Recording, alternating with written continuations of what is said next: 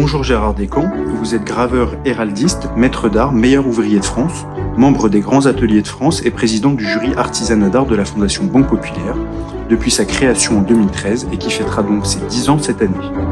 Pouvez-vous nous expliquer le rôle de la Fondation Banque Populaire et de son jury auprès des lauréats artisans d'art qu'elle accompagne?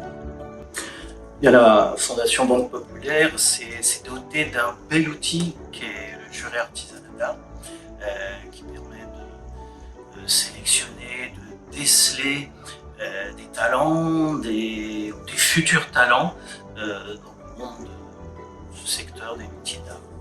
Alors, c'est pas forcément la récompense d'une œuvre, c'est plutôt un accompagnement. Dès le départ, on a tenu à instituer un accompagnement qui peut aller d'une année à 3 années. Et ce qu'on demande à nos jeunes, c'est, nos jeunes de moins de 40 ans, nos lauréats, c'est d'avoir un profil où on ressente à la fois l'innovation, l'envie de partager, c'est de la collaboration, avoir envie de travailler avec les autres, c'est très important. Et d'ailleurs, c'est ce qui symbolise un peu cette nouvelle génération. Et aujourd'hui, quel regard portez-vous sur ces 10 années d'accompagnement? Alors le regard, je reprendrai le terme de satisfaction.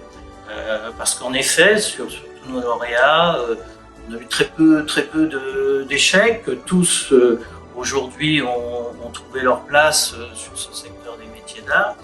Et on le doit, je pense, à la qualité de ce jury. On a tenu dès le départ à avoir un jury assez composite, de façon à avoir un maximum de regards croisés. C'est très important d'avoir des angles, des regards différents, de façon à pouvoir mieux déceler les qualités des uns et des autres.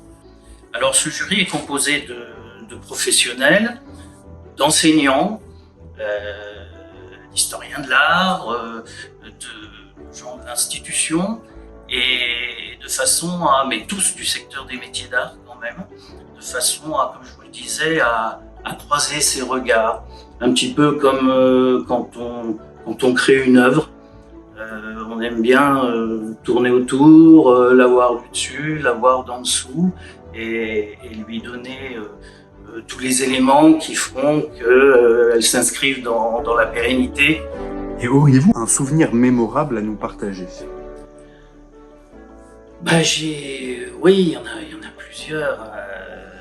Il y a deux choses qui me viennent à l'esprit. Tout d'abord, chaque année, nous réunissons nos lauréats. Et cet instant, oui, c'est quelque chose que j'ai découvert, c'est par rapport à ma génération, c'est cette capacité, cette transversalité, cette capacité à travailler ensemble, justement. Finalement, c'est naturel chez eux, et c'est un moment de grande communion.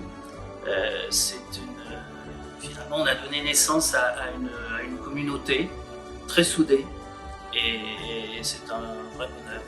Et puis, si on peut parler d'une personne, je crois que c'était au tout début de notre temps après la création du jury, on a vu se présenter une jeune femme, une joaillère qui s'appelle Marie Grimaud. Et Marie est arrivée avec un projet qui nous a vraiment étonnés, c'est-à-dire qu'elle voulait concevoir un bijou où elle alliait diamants et papier. Et c'est vrai que d'un coup, comme ça, allier un symbole d'éternité et puis un symbole d'éphémère. Et c'est vrai que c'était très surprenant. On a vu un scepticisme au départ, faire le tour du jury, la pièce, et puis en réfléchissant, puis en la voyant tellement déterminée sur ce projet, on lui a accordé notre confiance, et depuis, Marie a fait un très beau parcours, et elle fait des créations magnifiques. Et je sais que personnellement, je ne sais pas si les autres l'ont senti de cette façon, moi j'ai vécu comme une espèce de dépoussiérage des acquis, des préjugés, du moins, comme l'impression d'être lavé de beaucoup de mes certitudes. Merci beaucoup Gérard. Merci.